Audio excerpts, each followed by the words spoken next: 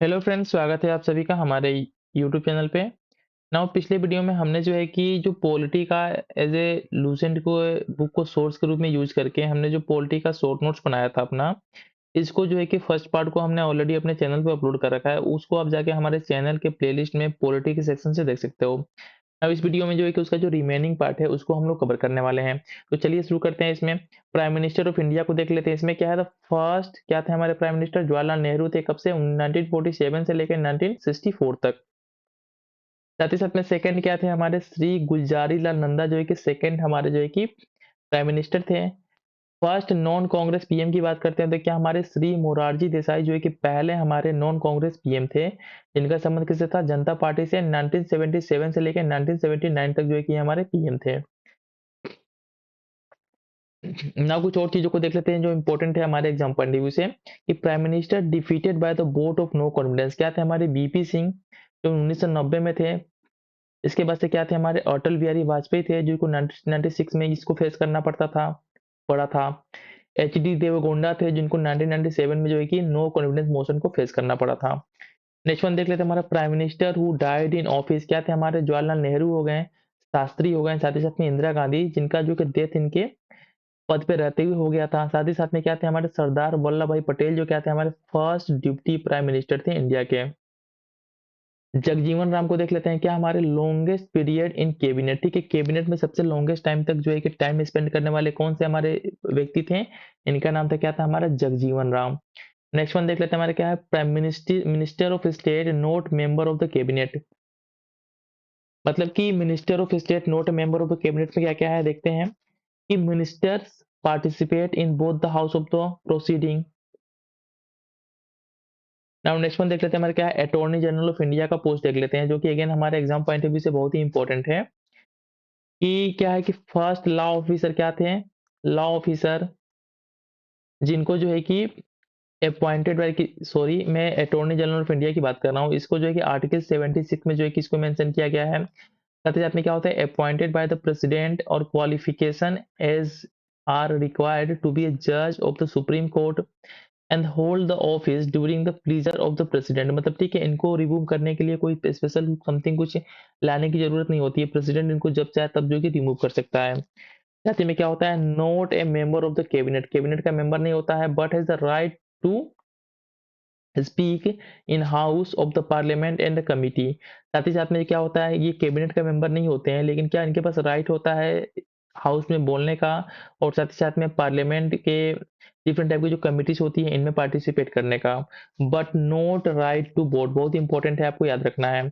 Entitle to the privilege of a member of the parliament. क्या है? एक तरीके से इनको को प्रिविलेज मिलता है, क्या? As a member of parliament के रूप में इनको जो है कि प्रिविलेज मिलता है। जो भी इनको सुविधाएं समथिंग जो मिलती है ना, वो इक्विवेलेंट क्या होती है? मेंबर ऑफ पार्लियामेंट की इक्विवेलेंट होती है।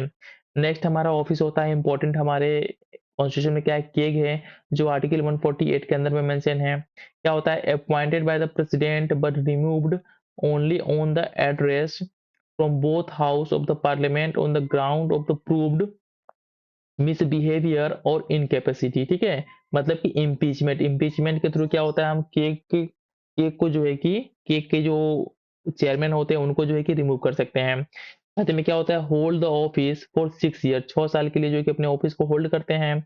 और क्या होता है? इनका फिक्स टेन्यूर होता है। जबकि क्या थे हमारे जो अटॉर्नी जनरल, क्या थे? इनका कोई फिक्स टेन्यूर नहीं होता है। Attaining the age of the 65, दो कंडीशन होता है, कि या तो 65 ईयर तक एज होने तक जो है कि अपने पोस्ट पे रह सकते हैं। साथ ही साथ में अगर इनका टेन्यूर की बात करें तो कितना होता है? 6 ईयर होता है। Salary is equal to that of the जज of the supreme court and disqualified for any further government office after retirement. Retirement के बाद से किसी प्रकार का कोई भी गवर्नमेंट ऑफिस में जाके सर्व नहीं कर सकते हैं, के जो पोस्ट पे एक बार अपॉइंट हो जाते हैं। नाउ नेक्स्ट वन देख लेते हैं। इसमें नेक्स्ट वन क्या है हमारा? नेक्स्ट वन क्या है? तो पार्लियामेंट ऑफ इंडिया को देख लेते हैं। क्या है पार्लियामेंट ऑफ इंडिया की जब बात करते हैं तो हम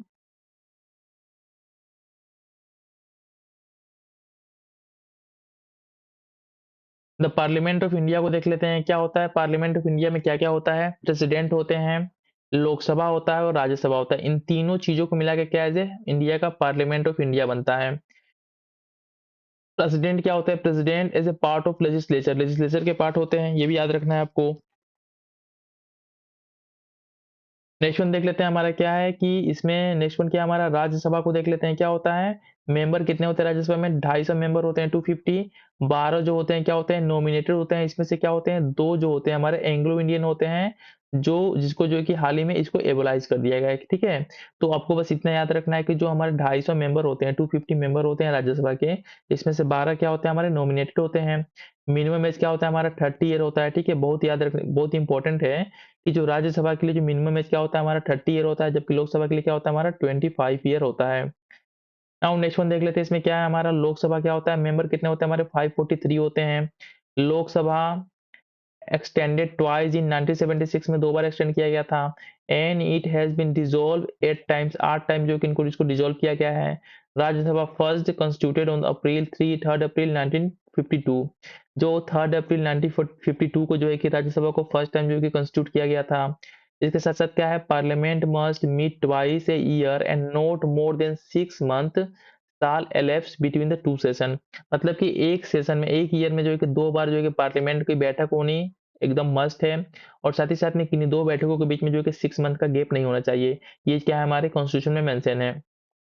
डिसोल्यूशन की बात करते हैं तो क्या होता है, Lok Sabha to end fresh election, मतलब जब लोकसभा को डिसॉल्व कर दिया जाता है तो इसका मतलब क्या होता है कि अगली चुनाव होने वाली है।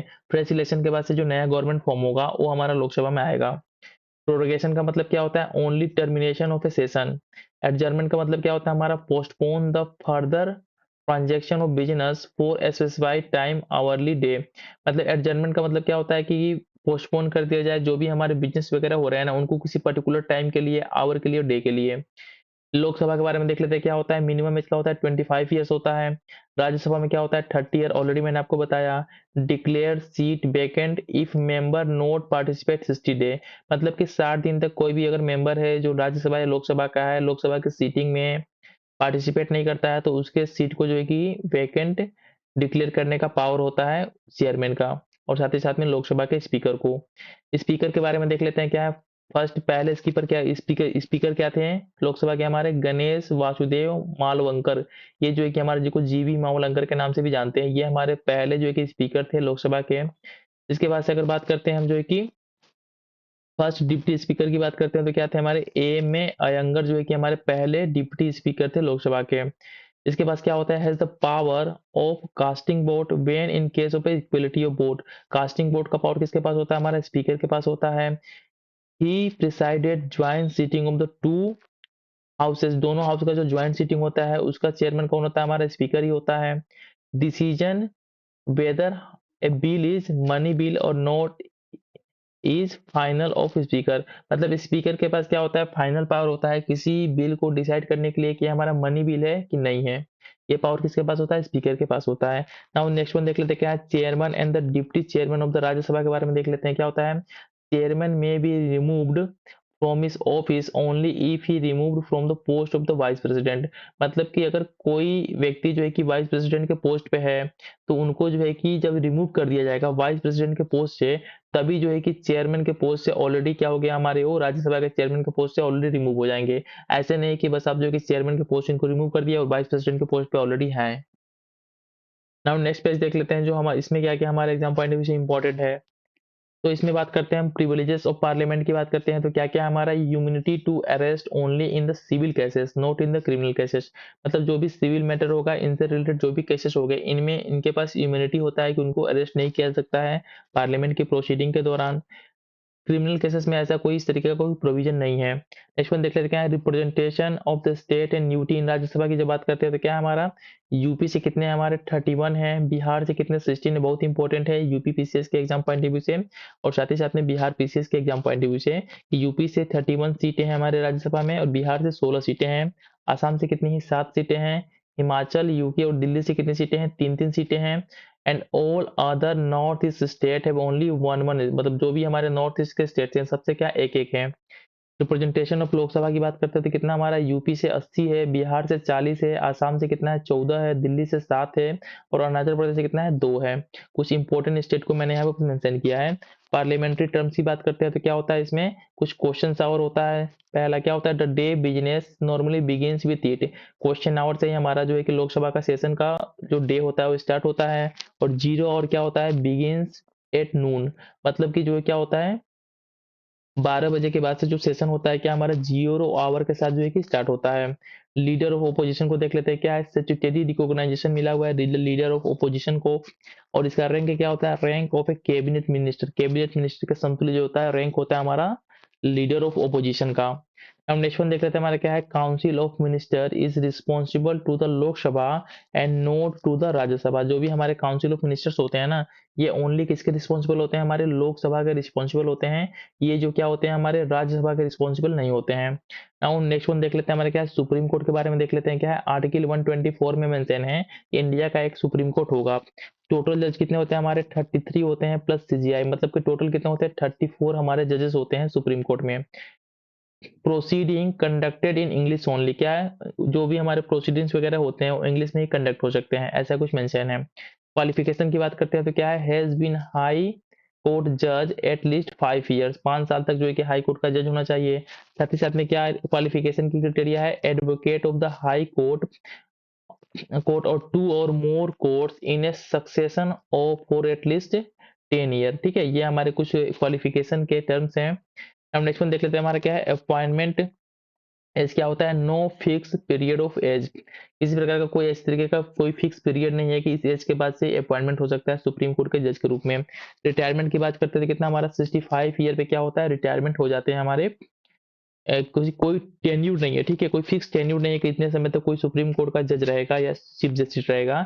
जब भी उनका जो है कि एज जो है कि 65 ईयर से ऊपर हो जाएगा, ठीक है, तो ऑलरेडी क्या हो जाएंगे उस पोस्ट से रिटायर हो जाएंगे। सीजीआई का जो पोस्ट होता है ये भी आरटीआई के अंदर में आता है। जुरिडिक्शन की बात करते हैं तो क्या होता है इसके पास, ओरिजिनल होता है, जिसमें क्या क्या होता है, इशू रिट इशू कर सकता है आर्टिकल 32 के अंदर में। डिस्प्यूट बिटवीन स्टेट, जो स्टेट्स के बीच में डिस्प्यूट होता है क्या हमारे ओरिजिनल जुरिडिक्शन में आता है। साथ ही साथ में एपिटेलेट जुरिडिक्शन होता है और एडवाइजरी जुरिडिक्शन भी होता है सुप्रीम कोर्ट के अंदर में। सैलरी कितना होता है हमारा 2,80,000। नाउ नेक्स्ट वन देख लेते हैं हमारे क्या है, हाई कोर्ट के देख लेते हैं। क्या होता है, टोटल 24 हाई कोर्ट्स हैं इंडिया में, ठीक है, and 3 having jurisdiction over more than.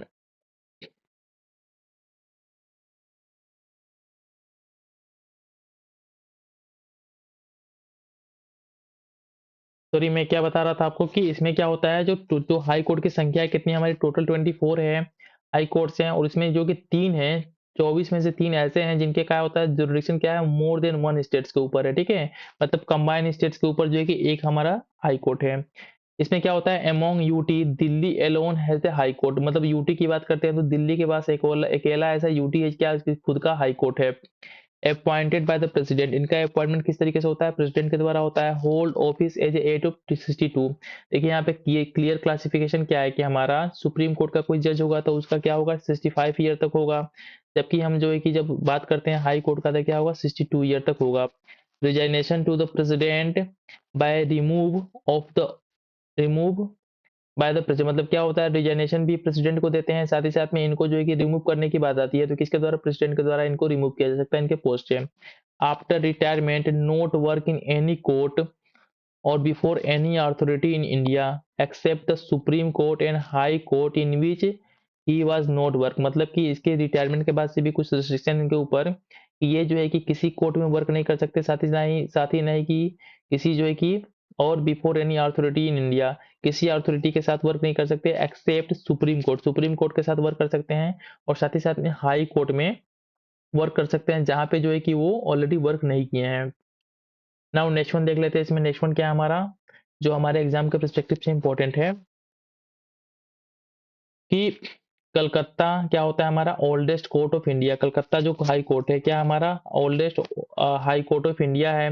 Guwahati high court की बात करते हैं तो इसका जुरिडिक्शन कहाँ कहाँ है, आसाम है, नागालैंड है, मिजोरम है और साथ ही साथ में अरुणाचल प्रदेश। 4 स्टेट्स को मिला के हमारा एक हाई कोर्ट है, ठीक है, जिसका नाम क्या है गुवाहाटी हाई कोर्ट। मणिपुर में क्या है, Manipur Meghalaya and Sikkim have its own court, तो तीनों के पास क्या है अपना खुद का कोर्ट है। मणिपुर के पास खुद का हाई कोर्ट है, मेघालय के पास अपना खुद का हाई कोर्ट है, साथ ही साथ में सिक्किम के पास क्या अपना खुद का हाई कोर्ट है। जबकि हम जब बात करते हैं आसाम की, नागालैंड की, मिजोरम की और अरुणाचल प्रदेश की, तो इनका हाई कोर्ट कहाँ है हमारा गुवाहाटी हाई कोर्ट है। अब नेक्स्ट वन देख लेते हैं हमारा सेंटर स्टेट रिलेशन चैप्टर को देख लेते हैं, कुछ इंपॉर्टेंट चीजें। ये क्या हमारा 7 शेड्यूल में जो है कि हमारे 3 लिस्ट है, ठीक है, इन 7 शेड्यूल 3 लिस्ट है। फर्स्ट वन क्या हमारा यूनियन लिस्ट है। एट प्रेजेंट कितना हमारा 100 सब्जेक्ट्स है हमारे यूनियन लिस्ट में, और ओरिजिनल कितने थे, 97 लिस्ट थे हमारे, ओरिजिनली थे। स्टेट लिस्ट की बात करते हैं तो प्रेजेंट में कितना हमारा 61 है, और जो कि ओरिजिनली कितने थे हमारे 66 थे। तो इस तरीके से देख रहे हैं कि स्टेट लिस्ट में जो सब्जेक्ट थे क्या डिक्रीज हो गए हैं। नेक्स्ट वन देख लेते हैं हमारा क्या क्या इसमें स्टेट लिस्ट में आता है। लोकल गवर्नमेंट, प्रिजन हो गया, गैम्बलिंग हो गया, लैंड रेवेन्यू हो गया, एग्रीकल्चर हो गया। ये सभी के सभी सब्जेक्ट हमारे किस लिस्ट में है, स्टेट लिस्ट में मेंशन है। अब नेक्स्ट वन देख लेते हैं हमारा कंकरेंट लिस्ट में क्या क्या हमारा प्रेजेंट जो है कि 32 हमारे सब्जेक्ट जो है कि कंकरेंट लिस्ट में है, और ओरिजिनली इसमें कितने थे हमारे 47 थे। इसमें कुछ चीजों को देख लेते हैं, जैसे एजुकेशन हो गया, फॉरेस्ट हो गया, वेट एंड मेजर्स हो गए, protection of wild animals and birds हो गया। ये सभी के सभी क्या हमारे कॉन्करेंट लिस्ट में आते हैं, ठीक है, हमारे एग्जाम पॉइंट ऑफ व्यू से सभी के सभी इंपॉर्टेंट है। नाउ कुछ और चीजों को देख लेते हैं इसमें जो हमारे एग्जाम पॉइंट ऑफ व्यू से इंपॉर्टेंट है।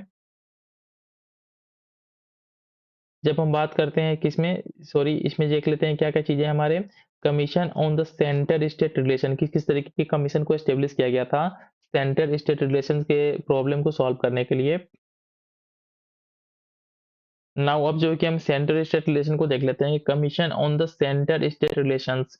तो पहले हम देख लेते हैं जो सेंटर स्टेट रिलेशन है किस आर्टिकल में मेंशन है, अंदर आर्टिकल 263, ठीक है। आर्टिकल 263 के अंदर में जो है कि सेंटर स्टेट रिलेशन से रिलेटेड हमारे प्रोविजंस का मेंशन है। साथ ही साथ में क्या है, the president can establish an inter state council. क्या होता है, प्रेसिडेंट के पास पावर होता है कि वो जो है कि इंटर स्टेट काउंसिल को एस्टेब्लिश कर सकता है। कुछ inter state centre state relation में कुछ हम कमिटी को देख लेते हैं जिनको एस्टेब्लिश किया गया था। राजमन्नार कमेटी, क्या 1969 में इसको एस्टेब्लिश किया गया था। इसके चेयरमैन कौन थे हमारे, पीवी राजमार थे इसके चेयरमैन। साथ ही साथ में सरकारिया कमीशन को जो है कि 1983 में एस्टेब्लिश किया गया था। मुंशी कमीशन को कब, 2000 में 2007 में एस्टेब्लिश किया गया था। ये सभी के सभी क्या थे, हमारे सेंटर स्टेट रिलेशन से रिलेटेड हमारे कमिटी थे। अब सरकारिया कमीशन को देख लेते हैं, क्या हमारा recommended establishment of the inter state council. Inter state council को एस्टेब्लिश करने की बात किसके द्वारा की गई थी, सरकारिया कमीशन के द्वारा की गई थी। और साथ ही साथ में क्या था, इसमें 247 रिकमेंडेशन थे, ठीक है। अब नेक्स्ट वन देख लेते हैं हमारे क्या है, एग्जीक्यूटिव ऑफ स्टेट देख लेते हैं स्टेट्स के बारे में। तो क्या है, तो गवर्नर को देख लेते हैं। इसमें जो गवर्नर का जो भी प्रोविजन है, क्या हमारे आर्टिकल में 153 से लेके 163 तक जो भी आर्टिकल है हमारे कॉन्स्टिट्यूशन में, उसमें जो गवर्नर से रिलेटेड प्रोविजंस हैं। क्वालिफिकेशन की बात करें तो क्या होता है, एज मिनिमम क्या होता है हमारा 35 year. Appointment through article 155, article 155 के थ्रू इनका अपॉइंटमेंट होता है। स्टेट पब्लिक सर्विस कमीशन को देख लेते हैं, क्या है, अपॉइंटेड बाय गवर्नर। गवर्नर के थ्रू ये हमारे जो स्टेट पब्लिक सर्विस कमीशन का जो चेयरमैन होता है अपॉइंट होता है। लेकिन जो इसको रिमूव करने का पावर किसके होता है, removed by the president on the report of the supreme court. Supreme court के रिपोर्ट के बेसिस पे क्या हमारा प्रेसिडेंट के पास पावर होता है किसको, स्टेट पब्लिक सर्विस कमीशन के चेयरमैन को हटाने का। नाउ नेक्स्ट वन देख लेते हैं, इसमें क्या है, some discriminatory function of the governor. क्या क्या हमारा, the governor of the Assam can determine the amount payable by the state of Assam to the district council. जो भी हमारे डिस्ट्रिक्ट काउंसिल का जो फॉर्मेशन होता है ना स्टेट ऑफ असम में, इसके कितना अमाउंट जो है कि इसको एलोकेट करना है, ये पावर किसके पास होता है, गवर्नर के पास होता है। कि वो स्टेट गवर्नमेंट को बताए कि इतना पैसा जो है कि आप एलोकेट कीजिए इसको डिस्ट्रिक्ट काउंसिल को।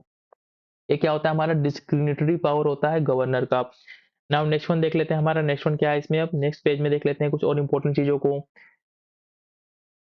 तो इसमें क्या है कि the president may direct that the governor of the Maharashtra और the Gujarat shall have a special responsibility for taking steps for the development of the Vidarbha and the Saurashtra. दो रीजन है हमारे महाराष्ट्र के आसपास के एरिया में और गुजरात के आसपास के एरिया में, क्या है, विदर्भ है, साथ ही साथ में सौराष्ट्र है। तो इनके डेवलपमेंट के लिए क्या कर सकता है, प्रेसिडेंट के पास पावर है कि गुजरात और साथ ही साथ में महाराष्ट्र के गवर्नर को जो है कि बोले कि आप जो है कि कुछ स्पेशल स्टेप्स लीजिए इनके डेवलपमेंट के लिए, ठीक है। नाउ नेक्स्ट वन देख लेते हैं, इसमें क्या था, similar responsibility of the governor of the Nagaland as and also with respect to the law and order in the state. क्या होता है, नागालैंड स्टेट में जो लॉ एंड ऑर्डर को मेंटेन करने के लिए क्या होता है, स्पेशल रिस्पॉन्सिबिलिटी किसका होता है, हमारा गवर्नर ऑफ नागालैंड का होता है। अब नेक्स्ट वन देख लेते हैं, हमारा एडवोकेट जनरल का जो पोस्ट होता है, जो इक्विवेलेंट टू क्या होता है, हमारा अटॉर्नी जनरल ऑफ इंडिया का जो पोस्ट होता है सेंटर में, सिमिलर पे हमारा जो कि एडवोकेट जनरल का पोस्ट होता है स्टेट में। इनको अपॉइंट किसके द्वारा किया जाता है, गवर्नर के द्वारा इनको अपॉइंट किया जाता है। साथ ही साथ में इनको रिमूव किसके द्वारा किया जाता है, गवर्नर के द्वारा इनको रिमूव भी किया जा सकता है इनके पोस्ट से। नेक्स्ट वन देख लेते हैं, क्या है, स्टेट लेजिस्लेचर साथ ही साथ में लेजिस्लेटिव काउंसिल को देख लेते हैं क्या क्या होता है इसमें। स्टेट विथ क्या होता है हमारा,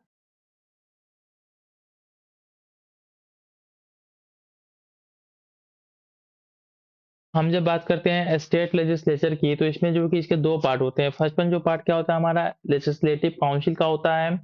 इसमें क्या होता है state with the by cameral legislature, कौन कौन से स्टेट्स हैं हमारे, टोटल 6 स्टेट्स हैं जहाँ पे क्या हमारा बाई कैमरल लेजिस्लेचर है। जैसे आंध्रा हो गया, तेलंगाना हो गया, बिहार हो गया, कर्नाटका हो गया, महाराष्ट्र हो गया, यूपी हो गया। यहाँ पे क्या हमारा बाई कैमरल लेजिस्लेचर है, डेट मीन्स क्या पर लेजिस्लेटिव काउंसिल भी है और साथ साथ क्या हमारा लेजिस्लेटिव असेंबली भी है। अब हम लेजिस्लेटिव काउंसिल के बारे में थोड़ा और देख लेते हैं क्या है। लेजिस्लेटिव काउंसिल में क्या होता है 1/3 बाय द लेजिस्लेटिव असेंबली। जो लेजिस्लेटिव काउंसिल के जो मेंबर होते हैं उसमें से 1/3 क्या होते हैं लेजिस्लेटिव असेंबली के थ्रू जो है कि सिलेक्ट किए निर्वाचित किए जाते हैं। इसमें से 5/6 क्या होता है हमारा इनडायरेक्टली इलेक्टेड होते हैं हमारे। इनमें से 1/6 क्या होता है हमारा नॉमिनेटेड बाय गवर्नर होता है। 1/12 क्या होता है इलेक्टेड बाय द ग्रेजुएट्स के द्वारा इलेक्ट किए जाते हैं। और साथ ही साथ में 1/12 क्या होता है हमारा elected by the teacher of the secondary school, जो सेकेंडरी स्कूल के टीचर्स वगैरह होते हैं ना उनके द्वारा इनका सिलेक्शन होता है। तो किस तरीके से हमारा जो सिलेक्शन होता है, जो लेजिस्लेटिव काउंसिल होते हैं इनमें जो मेंबर्स होते हैं इनका सिलेक्शन किस बेसिस पे होता है हमारा, जो 5/6 मेंबर्स होते हैं ठीक है। जो हमारे 5/6 मेंबर्स होते हैं ये क्या होते हैं हमारे, जो 5/6 मेंबर्स होते हैं ये क्या होता है इनडायरेक्टली इलेक्टेड होते हैं। 1/6 मेंबर क्या होते हैं हमारे नॉमिनेट होते हैं किसके द्वारा, गवर्नर के द्वारा। और साथ ही साथ में 1/12 क्या होते हैं इलेक्टेड बाय ग्रेजुएट्स के थ्रू क्या हमारे होते हैं इलेक्ट होते हैं। इसमें से 1/12 अगेन क्या हमारे इलेक्ट होते हैं teacher of the secondary schools के द्वारा। और टोटल का जो 1/3 होता है क्या लेजिस्लेटिव असेंबली के द्वारा जो है कि निर्वाचित होते हैं। साथ ही में जब हम बात करते हैं स्ट्रेंथ की तो कुछ स्टेट का स्ट्रेंथ देख लेते हैं कि लेजिस्लेटिव काउंसिल का स्ट्रेंथ किस तरीके से है। तो बिहार में जो स्ट्रेंथ कितना है हमारा 75 है। और साथ ही साथ में यूपी में कितना है हमारा 99 स्ट्रेंथ है लेजिस्लेटिव काउंसिल के जो मेंबर्स हैं। तो इस तरीके से आपके यूपी पीसीएस और बिहार पीसीएस के एग्जाम पॉइंट ऑफ व्यू से इंपॉर्टेंट है कि बिहार में जो है कि लेजिस्लेटिव काउंसिल में कितने मेंबर्स हैं, तो 75 हैं। और साथ ही साथ में यूपी में बात करते हैं तो कितने हमारा 99 है। अब हम तो जो सेकंड पार्ट होता है हमारा क्या होता है हमारा स्टेट लेजिस्लेचर क्या होता है बाइकैमरल होता है। तो फर्स्ट वन हमारा लेजिस्लेटिव काउंसिल हो गया, सेकंड वन क्या होगा हमारा लेजिस्लेटिव असेंबली को देख लेते हैं। इसमें क्या होता है the number of member of the assembly can not be more than 500 और नॉट लेस देन 60, मतलब एक हमारा जो है कि लिमिट तय किया गया है कि इस लिमिट से ऊपर होने चाहिए हमारे स्टेट लेजिस्लेटिव असेंबली के मेंबर। और साथ ही साथ में इसके ऊपर नहीं जाने चाहिए। जो मैक्सिमम लिमिट क्या है हमारा 500 से ज़्यादा नहीं होने चाहिए। और साथ ही साथ में क्या हमारा 60 से कम नहीं होने चाहिए। ये जो है कि हमारा एक लिमिट एस्टेब्लिश किया गया है लेजिस्लेटिव असेंबली के मेंबर्स के लिए। नेक्स्ट वन देख लेते हैं हमारा assembly in Mizoram and the Goa have only 40, जबकि क्या हमारा कुछ असेंबली ऐसे हैं जहाँ पे क्या हमारा ओनली जो है कि 40 मेंबर्स, जैसे क्या हो गया मिजोरम हो गया और साथ ही साथ में क्या गोवा में ओनली 40 मेंबर्स हैं हमारे लेजिस्लेटिव असेंबली में। साथ ही साथ में क्या है while the Sikkim has only 32 members, जो कि 32 मेंबर्स है हमारे सिक्किम के लेजिस्लेटिव असेंबली में।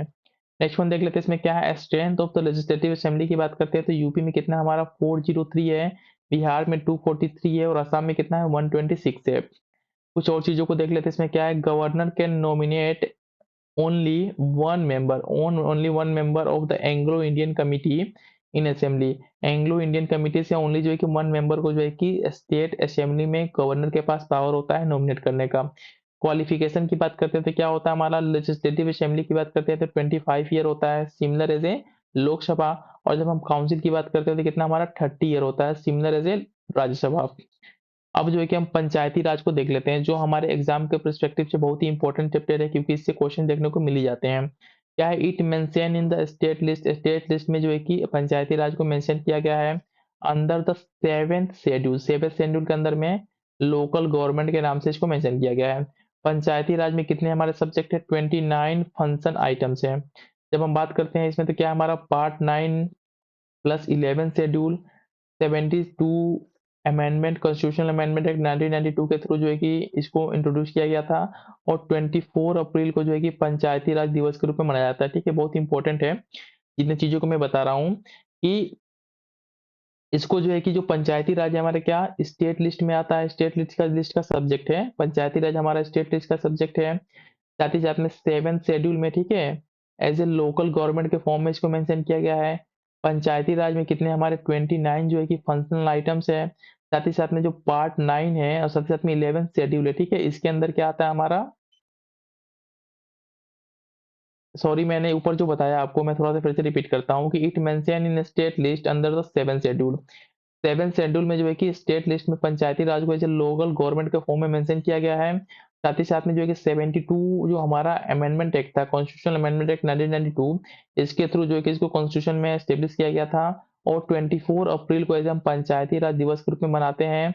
और आर्टिकल 243 से लेके 243 का जो ओ है, यहाँ तक क्या हमारा पंचायती राज से रिलेटेड आर्टिकल मेंशन है।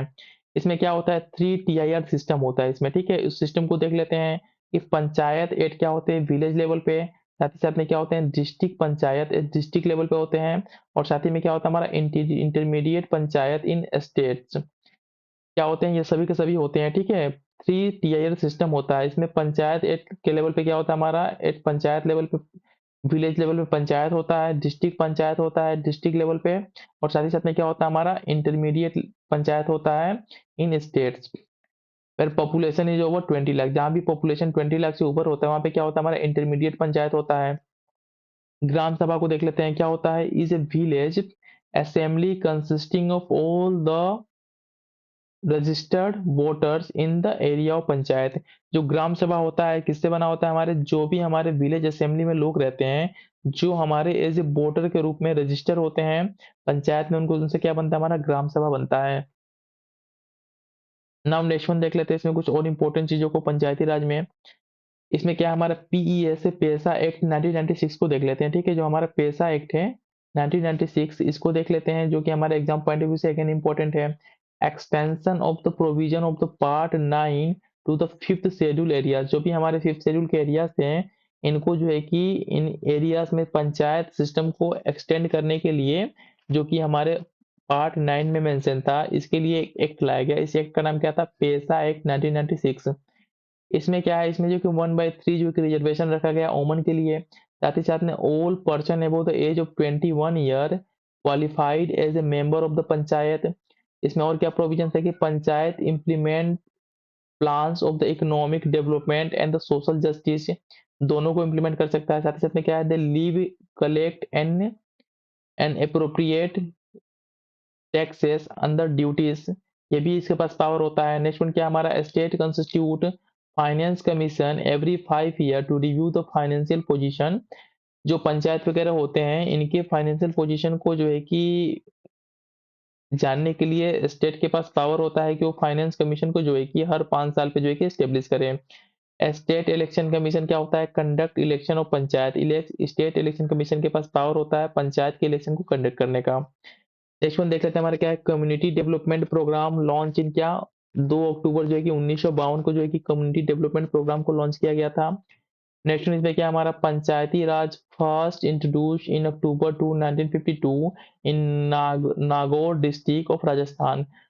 राजस्थान में एक डिस्ट्रिक्ट है जिसका नाम क्या है, नागौर है। वहां पे जो है कि फर्स्ट टाइम जो है कि पंचायती राज को इंट्रोड्यूस किया गया था अक्टूबर 1952 को। नेक्स्ट वन देख लेते हैं इसमें क्या है, Rajasthan is the first state where the Panchayati Raj implemented in the whole state. पहला स्टेट राजस्थान था जहाँ पे पंचायती राज को पूरे के पूरे स्टेट में जो है कि इम्प्लीमेंट किया गया था।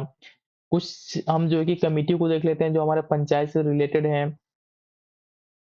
साथ ही साथ में क्या था हमारा, सेकेंड पे क्या था हमारा, आंध्रा था, ठीक है। आंध्रा आंध्रा था जहाँ पे जो है कि हमारा पंचायती राज सिस्टम को इंट्रोड्यूस किया गया था। एल एम सिंघवी कमेटी को देख लेते हैं, क्या हमारा 1986 में इसको एस्टेब्लिश किया गया था। For revitalization of the Panchayati Raj institution recommend on the Nyaya panchayat. क्या इन्होंने न्याय पंचायत को एस्टेब्लिश करने की बात किसने की थी, हमारे एल एम सिंघवी कमेटी ने की थी, जिसको जो कि 1986 में जो है कि एस्टेब्लिश किया गया था। पीके थंगन कमेटी को देख लेते हैं, 1988 में इसको एस्टेब्लिश किया गया था। इसने क्या रिकमेंड किया, first time Panchayati Raj bodies should be constitutionally recognise. मतलब कि पीके थंगन कमेटी में ही इस चीज को बोला गया कि जो पंचायती राज जो हमारे इंस्टीट्यूशन है इनको जो है कि कॉन्स्टिट्यूशनली जो है कि रिकॉग्नाइज किया जाए, किसके अंदर में, पीके थंगन कमेटी के अंदर में, जिनको जो है कि 1988 में स्टेब्लिश किया गया था। नेक्स्ट वन देख लेते हैं हमारा क्या है, गार्जियन कमेटी को देख लेते हैं। इसमें क्या है, इसको जो है कि 1988 में स्टेब्लिश किया गया था। इसमें क्या था, it's a basis for drafting on the amendment bill aim at conferring the constitutional status and the protection to the panchayat institution. ठीक है, इसमें भी कुछ वही पंचायती राज से रिलेटेड हमारे इंस्टीट्यूशन थे। साथ ही साथ में जो मैं डेट बता रहा हूँ आपको, ये सब डेट है ना 1988, ये सब जो भी, ये आपके एग्जाम पॉइंट ऑफ व्यू से इंपॉर्टेंट है। नेक्स्ट वन देख लेते हैं हमारा क्या है, committee related to the Panchayati राज की बात करते हैं तो पहला क्या है हमारा, बलवंत राय मेहता कमेटी हो गया, जिसको जनवरी जो है कि 1951 में जो है कि इसको एस्टेब्लिश किया गया था। साथ ही साथ में बात करते हैं जब हम अशोक मेहता कमेटी को, तो इसको जो है कि 1977 में जो है कि on working of the panchayat पे के लिए जो कि इसको एस्टेब्लिश किया गया था।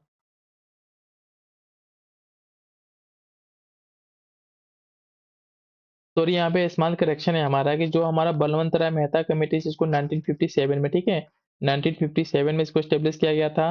अशोक मेहता कमेटी को 1977 में ओन वर्किंग ऑफ पंचायत पे। उसके बाद से क्या था, हनु हनुमंता राव कमेटी को जो है कि हमारा HR कमेटी को जो है कि डायरेक्ट लेवल प्लगिंग को 1982 में जो है कि एस्टेब्लिश किया गया था।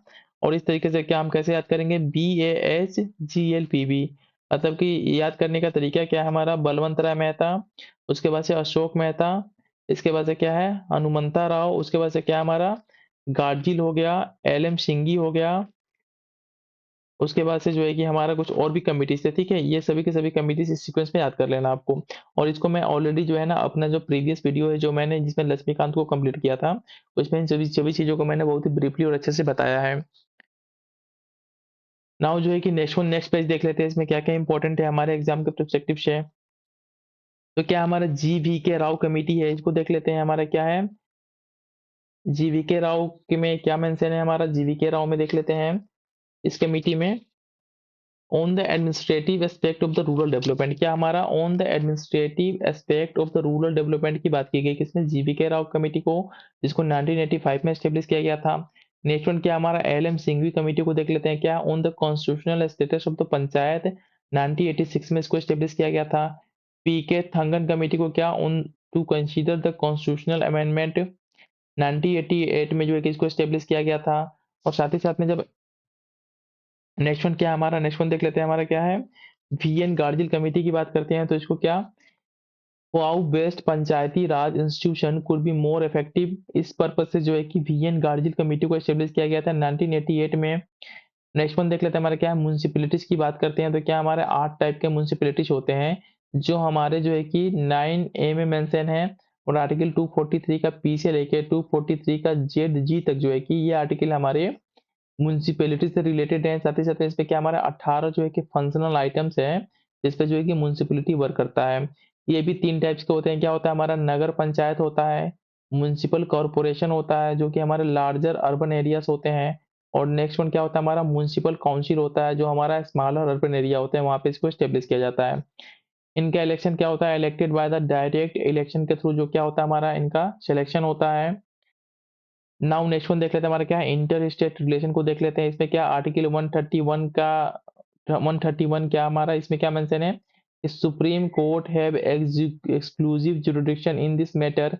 जो हमारा इंटर स्टेट रिलेशन होते हैं इसमें क्या होता है, सुप्रीम कोर्ट के पास क्या होता है, एक्सक्लूसिव जुरिडिक्शन होता है इससे रिलेटेड जो भी फैसले लेने के लिए।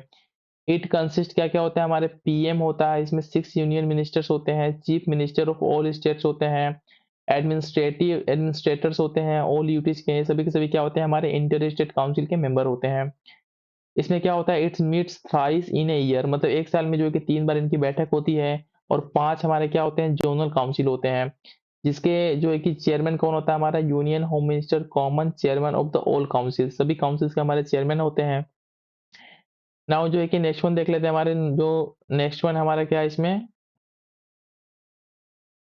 नीति आयोग को देख लेते हैं कि नीति आयोग इंपॉर्टेंट है। चेयरपर्सन क्या होते हैं हमारे, PM होते हैं। फर्स्ट वाइस चेयरमैन क्या थे हमारे, अरविंद पंगरिया थे। इसी में इसके साथ साथ क्या था हमारा कि नेशनल डेवलपमेंट काउंसिल, सॉरी, जो है कि नेक्स्ट वन देख लेते हैं हमारा क्या है, NDC को, इसके हेड कौन होते थे, PM होते हैं। नेशनल डेवलपमेंट काउंसिल NDC का फुल फॉर्म है, इसको जो कि 1952 में एस्टेब्लिश किया गया था। इसके मेंबर्स कौन कौन होते थे, all members of the union cabinet, CM, administrator of UTs, and the member of the NITI Aayog. ये सभी के सभी क्या होते हैं हमारे एनडीसी जो कि नेशनल डेवलपमेंट काउंसिल इसका फुल फॉर्म होता है, इसके मेंबर होते हैं। साथ ही में क्या होता है, it is extra constitutional and the extra legal body. Extra constitutional मतलब क्या होता है, beyond the provisions of the constitution, ठीक है, इसको एस्टेब्लिश किया गया है। नाउ नेक्स्ट वन देख लेते हैं, हमारा नेक्स्ट वन क्या है हमारा नेशनल इंटीग्रेशन काउंसिल देख लेते हैं। अगेन क्या होता है, इसके हेड क्या होते हैं हमारे पीएम होते हैं इसके हेड नेशनल इंटीग्रेशन काउंसिल के। इसको जो है कि 1986 में एस्टेब्लिश किया गया था to deal with the welfare measures for the minorities on the all India basis. साथ ही में इसके मेंबर्स क्या होते हैं हमारे union minister plus CM of the state and the representative of the regional and the national political parties, labour, women, public figures. साथ ही साथ में क्या होता है हमारे मीडिया रिप्रेजेंटेटिव, सभी के सभी क्या होते हैं हमारे नेशनल इंटीग्रेशन काउंसिल के मेंबर होते हैं। साथ में क्या होता है हमारे नॉन कॉन्स्टिट्यूशनल बॉडी होता है हमारा national integration council. Next one देख लेते हैं, हमारा फाइनेंस कमीशन अगेन जो है कि बहुत इंपॉर्टेंट है, क्या हमारा फर्स्ट इन 1951। 1951 में अंदर आर्टिकल 280 के अंदर में जो है कि फाइनेंस कमीशन को जो है कि एस्टेब्लिश किया गया था।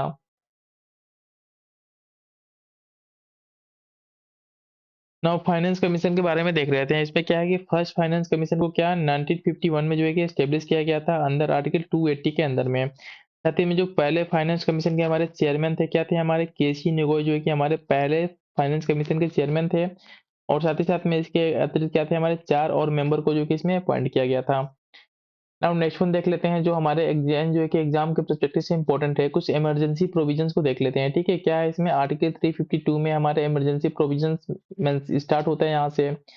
In case of the war, external aggression और द आर्म रिवेलियन, क्या होता है हमारा आर्टिकल 352 के अंदर में जो है कि इमरजेंसी प्रोविजंस को डिक्लेयर किया जा सकता है किस कंडीशन में, हमारे एक्सटर्नल एग्रेशन की कंडीशन में, साथ ही साथ में आर्म रिवेलियन की कंडीशन में।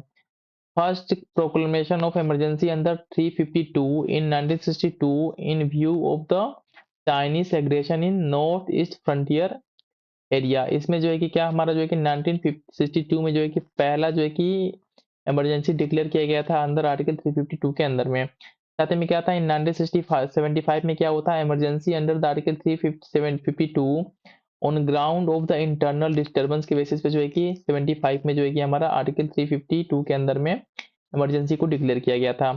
साथ ही में क्या अंदर emergency article 352 centre does not get power to suspend the state government.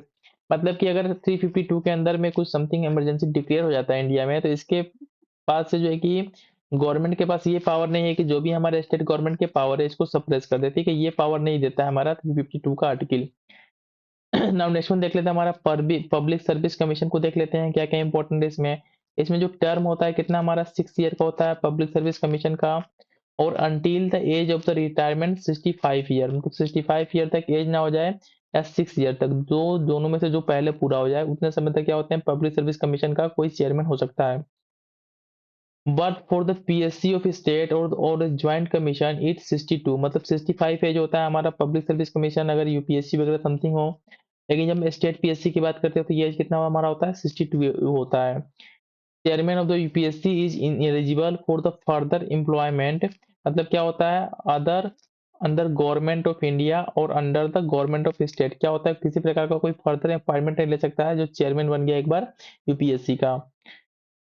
साथ ही में क्या होता है but chairman of the state public service commission is eligible to do so, मतलब क्या होता है कि हमारे यूपीएससी का चेयरमैन एलिजिबल नहीं होता है, लेकिन जो हमारा स्टेट पीसीएस का जो चेयरमैन होता है ये एलिजिबल होता है किसी भी फर्दर एम्प्लॉयमेंट के लिए। साथ ही में क्या होता है हमारा ये एक तरीके का एडवाइजरी बॉडी होता है। अब नेक्स्ट वन देख लेते हैं, हमारा इलेक्शन कमीशन बहुत इंपॉर्टेंट है, क्या होता है अंदर आर्टिकल 324 के अंदर में होता है। क्या इलेक्शन कमीशन को एस्टेब्लिश किया गया है, क्या होता है chief election and election commissioner plus 2 other. Total जो हमारे इलेक्शन कमिश्नर होते हैं कितने होते हैं 3 होते हैं। पहला क्या होता है उसमें से हमारा एक चीफ इलेक्शन कमिश्नर होगा और 2 क्या होंगे हमारे अदर इलेक्शन कमिश्नर होंगे। टेन्योर कितना होता है हमारा 6 साल का होता है और age of the retirement 65 year which comes first. Next one देख लेते हैं हमारा क्या है removed same way as the जज ऑफ द सुप्रीम कोर्ट, मतलब कि जिस तरीके से सुप्रीम कोर्ट के जज को हम उसके पोस्ट से हटा सकते हैं, सेम प्रोसीजर को फॉलो करके हम जो है कि इलेक्शन कमीशन को कमिश्नर को उसके पोस्ट से हटा सकते हैं। फर्स्ट इलेक्शन कमिश्नर कौन थे हमारे? सुकुमार सेन, जो कि इंडिया के पहले क्या थे हमारे इलेक्शन कमिश्नर के पोस्ट पे अपॉइंट किया गया था इनको।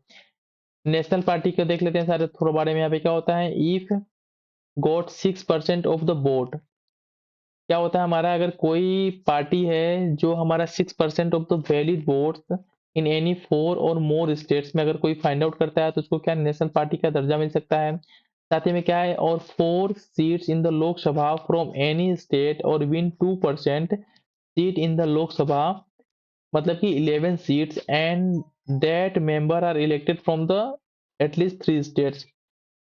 ये कुछ प्रोविजंस है, अगर इन कंडीशंस को कोई पार्टी वगैरह है जो फुलफिल करता है तो उसको जो है कि क्या इंडिया में जो कि इलेक्शन कमिश्नर के द्वारा नेशनल पार्टी का जो है कि स्टेटस दिया जा सकता है। क्या क्या है इसमें, if got 6% of the valid votes in any four in any 4 or more state, साथ ही साथ में क्या है, 4 seats in the Lok Sabha from any state और win 2% seats in Lok Sabha, that means की 11 seats, and that member are elected from the at least 3 states. Now next page देख लेते हैं कि इसमें क्या क्या इंपॉर्टेंट है नेक्स्ट पेज में हमारे एग्जाम के पॉइंट ऑफ व्यू से। तो फर्स्ट वन देख लेते हैं, इसमें क्या है, फर्स्ट वन हमारा कि स्टेट पार्टी देख लेते हैं क्या होता है, 6%, सॉरी, स्टेट पार्टी की बात करते हैं क्या हमारा, 6% of the valid vote in state और the 2 seat in legislative assembly और win at least 3% of the total number of seats in the लो, क्या होता है हमारा legislative assembly. Now next one देख लेते हैं हमारा डीलिमिटेशन कमीशन के बारे में। क्या होता है, एक तरीके से क्या होता है हमारा बाउंड्री कमीशन के नाम से भी इसको जानते हैं, किसको, डीलिमिटेशन कमीशन को। क्या होता है, establish through the delimitation commission act, the main task was to redraw the boundary of the various assemblies and Lok Sabha constituency based on the recent census। Recent census के basis पे क्या होता है, redraw करता है different boundaries को। साथ ही में क्या होता है, only representation of the supreme court and UT will change, no change in representation from each state. इसके बारे में थोड़ा सा और हम डीप में देख लेते हैं चीजों को। डिलिमिटेशन जो कमीशन होता है इसके पास क्या पावर होता है कि जो स्टेट्स की बाउंड्री को रिड्रा करता है, तो इसके बेसिस पे क्या होता है, हमारा जो एससी और साथ ही साथ में एसटी होते हैं ना, इनके रिप्रेजेंटेशन को चेंज कर सकता है कि कोई पर्टिकुलर सीट जो है कि हमारा एससी के लिए रिजर्व हो गया, कोई पर्टिकुलर सीट हमारा एसटी के लिए रिजर्व हो गया। लेकिन जो टोटल नंबर ऑफ हमारे रिप्रेजेंटेशन होते हैं किसी पर्टिकुलर स्टेट से लोकसभा या राज्यसभा में, इसको चेंज करने का पावर क्या होता है, हमारा डिलिमिटेशन कमीशन के पास नहीं होता है। इट विल कंस्टिट्यूट क्या हमारा 4 टाइम्स, 4 बार जो है कि इसको कंस्टिट्यूट किया गया है। कब कब, 1952 में, 1963 में, 1973 में और 2002 में जो है कि डिलिमिटेशन कमीशन को हमारा कंस्टिट्यूट किया गया है। जब मेंबर की बात करते हैं तो क्या होते हैं इसमें, member election commissioner of the all state, जितने भी स्टेट्स के हमारे इलेक्शन कमीशन होते हैं वो इसके मेंबर होते हैं। साथ ही साथ में यूटीज के चीफ इलेक्शन कमीशन कमिश्नर सभी के सभी क्या होते हैं हमारे इसके मेंबर होते हैं। Number of reserve seat for SC and ST की बात करते हैं तो क्या हमारा एससी के लिए टोटल कितने हमारे 84 सीट है जो टोटल में से रिजर्व है। एसटी के लिए कितना हमारा 47 सीट रिजर्व है। साथ ही साथ में कितना हमारा यूआर की बात करते हैं तो कितना हमारा 412 सीटें जो है कि अनरिजर्व के लिए रिजर्व है। और इसमें टोटल कितना हो गया 543, डेट मीन्स कि जो भी हम डाटा बोल रहे हैं ना, 543 में से कितना हमारा 84 एससी के लिए, 553 में से हमारा 47 जो है कि एसटी के लिए, और उसके बाद से यूआर के लिए कितना हमारा 412 सीटें जो है कि रिजर्व हैं। नेक्स्ट वन, जब ऑफिशियल लैंग्वेज की बात करते हैं हम तो क्या होता है, अंदर आर्टिकल 343 के अंदर क्या हमारा ऑफिशियल लैंग्वेज मेंशन है। साथ ही साथ में क्लासिकल लैंग्वेज की बात करते हैं क्या हमारा टोटल जो है कि 6 क्लासिकल लैंग्वेज है, जैसे कि तेलुगु हो गया, तमिल हो गया, कन्नड़ हो गया, मलयालम हो गया, संस्कृत हो गया और ओडिया हो गया, जिसको जो है कि 2004 में ऐड किया गया था। सभी के सभी क्या हमारे क्लासिकल लैंग्वेज है जो हमारे कॉन्स्टिट्यूशन में मेंशन है। नेक्स्ट वन देख लेते हैं, हमारे कुछ नेशनल सिंबल्स को देख लेते हैं। क्या हमारा design of the national flag was adopted इन 22 जुलाई 1947, 22 जुलाई 1947 को जो है कि नेशनल फ्लैग का जो हमारा डिजाइन था उसको अडॉप्ट किया गया। नेशनल एंथम की बात करते हो तो क्या हमारा जन गण मन को जो है कि पहली बार जो क्या था हमारा, पहली बार जो गाया कब गाया गया था, 27 दिसंबर 1911 को गाया गया था। कोलकाता में, कोलकाता के सेशन में, साथ साथ में इसके चेयरमैन क्या थे हमारे पीटी विष्णु, जो है कि पंडित विष्णु जो नारायण दत्त इसके चेयरमैन थे of the Indian national Congress. तो फिर से मैं थोड़ा इसको रिपीट कर देता हूँ कि जब नेशनल एंथम की बात करते हैं तो हमारा जन गण मन है, और इसको फर्स्ट टाइम जब कब गाया गया था, इसको गाया गया था जो इंडियन नेशनल कांग्रेस का जो सेशन था कोलकाता में हुआ था, जो कब हुआ था 27 दिसंबर 1911 को हुआ था। जिसके चेयरमैन क्या थे हमारे पंडित विष्णु नारायण दत्त थे। उस समय जो है कि नेशनल एंथम को, जो कि जनगण मन है, उसको फर्स्ट टाइम गाया गया था। अब नेक्स्ट वन देख लेते हैं हमारा क्या है, Rabindranath Tagore publish it in Tattvabodhini इन 1912। 19 1912 में जो है कि तत्वबोधिनी पत्रिका में जो है कि रविन्द्रनाथ टैगोर के द्वारा इसको फर्स्ट टाइम पब्लिश किया गया था। And credit of the composing present tune music of our national anthem goes to the captain Ram Singh Thakur. जो कैप्टन राम सिंह ठाकुर थे, जो हमारे आईएनए के सिपाही थे, जो हमारा प्रेजेंट ट्यून है ना नेशनल एंथम का, इनको जो है कि ये श्रेय जाता है इसको डेवलप करने का। नेशनल सॉन्ग की बात करते हैं तो क्या हमारा first song eight 1896 session, chairman क्या थे हमारे रहमतुल्ला साहा सयारी, जो कि थे सयानी, जो थे हमारे चेयरमैन थे आईएनसी के। उस समय जो है कि फर्स्ट टाइम जो कि नेशनल सॉन्ग को गाया गया था। Session of the parliament begin with the Jana Gana Mana and end with the Vande Mataram. जो हमारा कोई भी पार्लियामेंट का सेशन होता है, चाहे वो लोकसभा हो चाहे वो राज्यसभा हो, इसका सेशन का स्टार्ट किससे होता है हमारा, ये होता है हमारा जनगण मन से स्टार्ट होता है। और साथ ही साथ में एंड के समय जब सेशन एंड होता है तो क्या हमारा वंदे मातरम को गाया जाता है। आपके एग्जाम पॉइंट ऑफ व्यू से सभी की सभी चीजें जो बता रहा हूँ ना, सभी की सभी इंपॉर्टेंट है। ना कुछ और चीजों को देख लेते हैं हमारा। जब हम बात करते हैं नेशनल कैलेंडर की बात करते हो तो क्या हमारा शक एरा, ठीक है, शक एरा क्या हमारा नेशनल कैलेंडर है। नेशनल एनिमल की बात करते हैं तो टाइगर हो गया, बर्ड की बात करते हैं तो पीकॉक हो गया, फ्लावर क्या लोटस हो गया। और साथ ही साथ में जब ट्री की बात करते हैं हम, तो ट्री क्या है हमारा, जब हम ट्री की बात करते हैं तो ट्री क्या हो गया हमारा बनायन ट्री, जो कि जिसको बरगद का पेड़ बोलते हैं, ये हमारा क्या हमारा नेशनल ट्री हो गया। फ्रूट की बात करते हैं तो क्या हमारा मैंगो हो गया। अब नेक्स्ट वन देख लेते हैं कुछ और चीजों को। 6% वोट प्लस 2 सीट क्या होता है हमारा स्टेट पार्टी के लिए, क्या क्वालिफिकेशन होना चाहिए, 6% वोट हो, साथ ही साथ में 2 सीट हो, तो किसी पार्टी को जो है कि स्टेट पार्टी के रूप में डिक्लेयर किया जा सकता है। साथ ही साथ में अगर 6% वोट हो और 4 सीट हो तो उस पार्टी को क्या है, हम नेशनल पार्टी के रूप में इलेक्शन कमीशन के पास पावर होता है कि डिक्लेयर कर सकता है। और साथ ही साथ में जो 6% वोट हो और 4 सीट हो, कितना हमारे 4 स्टेट में मिलना चाहिए। टोटल नेशनल पार्टी की बात करते हैं तो कितना हमारा 8 जो है कि टोटल नेशनल पार्टी है लेटेस्ट में इस समय, ठीक है। और टोटल स्टेट पार्टी की बात करते हैं कितना हमारा 54 जो है कि हमारे टोटल स्टेट पार्टी है, ठीक है। अभी हाल ही में जो है कि पीपुल्स पार्टी जो मेघालय की है उसको एज ए नेशनल पार्टी के रूप में रिकॉग्नाइज किया गया है, किसके द्वारा, जो है कि हमारा इलेक्शन कमीशन के द्वारा। नाउ पीआईएल देख लेते हैं, इसका फुल फॉर्म क्या होता है हमारा, पब्लिक इंटरेस्ट लिटिगेशन इसका फुल फॉर्म होता है। और क्या होता है इसका, केम ड्यूरिंग 1917 एंड 1918, 1970 और 1980 में जो है कि पीआईएल के कॉन्सेप्ट को डेवलप किया गया। It used by the justice V K Krishna Iyer, जो हमारे जस्टिस थे सुप्रीम कोर्ट के, इनके द्वारा जो है कि फर्स्ट टाइम जो है कि पीआईएल को यूज किया गया। और क्या था, एंड पीएन भागवती, जो हमारे दो जस्टिस थे सुप्रीम कोर्ट के, क्या हमारे जस्टिस वी के कृष्णा और पीएन भागवती, इन्होंने जो पीआईएल के कॉन्सेप्ट को जो है कि इंडिया में इंट्रोड्यूस किया। नाउ नेक्स्ट वन देख लेते हैं हमारे क्या है, सेबी को देख लेते हैं क्या है, स्टैट्यूटरी बॉडी एक्ट 1992 के अंदर में सेबी को स्टेब्लिश किया गया। और इसका हेडक्वार्टर कहाँ पे हमारा, बम्बई में हमारा इसका हेडक्वार्टर है। इस तरीके से जो भी हमारे इंपॉर्टेंट है ना पॉलिटी के सेक्शंस में, ठीक है, जो हमारे जो है कि लूसेंट की बुक से इंपॉर्टेंट थे, इन सभी चीजों को हमने कवर कर लिया। नाउ नेक्स्ट वीडियो में जो है कि हम जो है कि इकोनॉमी का चैप्टर, ठीक है, जो हमारा जो है कि सेंसस वगैरह होते हैं, यही बीपीएससी में और साथ ही साथ में हमारे यूपीपीसीएस के पेपर में पूछ जाते हैं, उन सभी चीजों को कवर कर लेंगे। थैंक्स फॉर वॉचिंग, मिलते हैं नेक्स्ट वीडियो में।